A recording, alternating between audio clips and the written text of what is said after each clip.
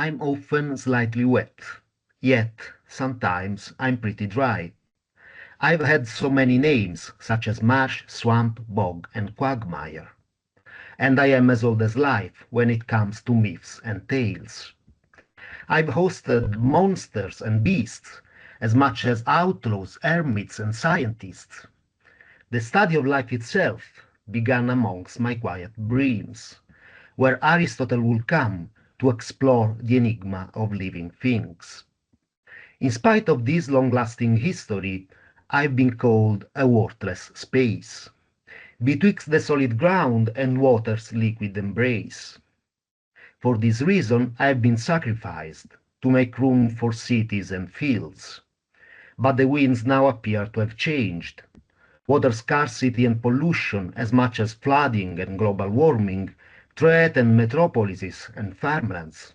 Humans then have made their choice and reinvented me as a wetland. No more hunters or rainbow snakes, neither gripped by the chase nor shrouded in mystery. I have become an asset, a park, a sanctuary, a reservoir. I now provide ecosystem services for accountants and bureaucrats.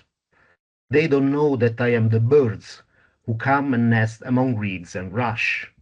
They don't get that I am the fisherman who harvests mullets, eels, and clams. They measure, plot, and make projections on how to make me solid ground, but fail to hear the whispers of life that I surround.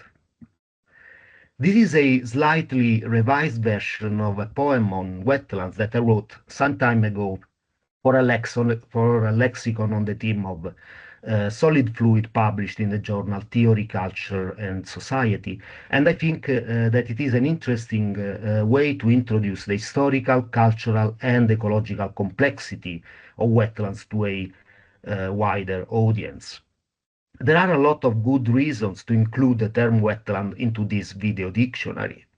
Wetlands are critical to maintain life on Earth, and yet they are the most endangered environments on the planet because of urbanization, capital expansion, and climate change.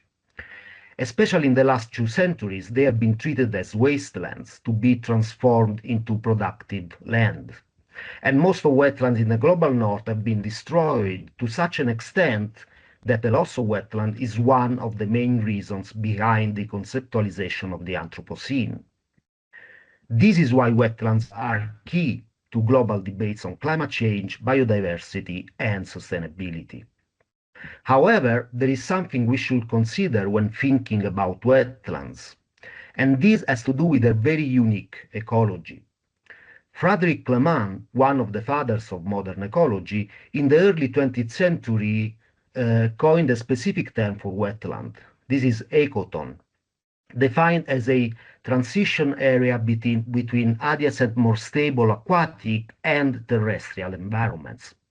It means that wetlands are neither dry land nor open water. They are in between. They are always in transition.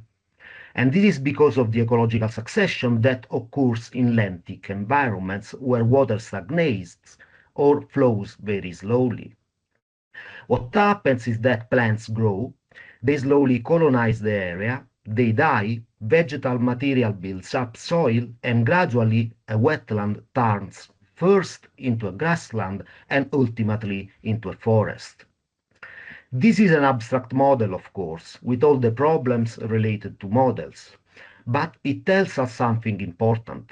It tells us that when we look at wetlands, we look at historical concretions of activities that by intervening in the process of ecological succession maintain the land wet.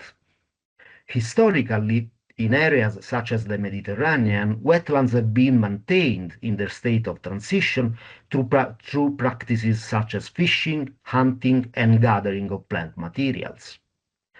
Land reclamation projects have largely erased these rich cultural landscapes and the associated systems of knowledges, practices, and imaginaries.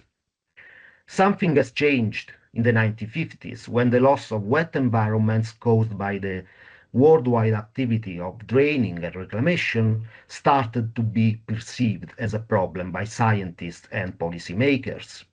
Since then, conservation efforts have tried to stop wetland loss. And the very term wetland indeed emerged in that period as a neologism used to make connections between different kinds of places in order to serve political ends, namely the conservation and appreciation of previously despised wet landscapes.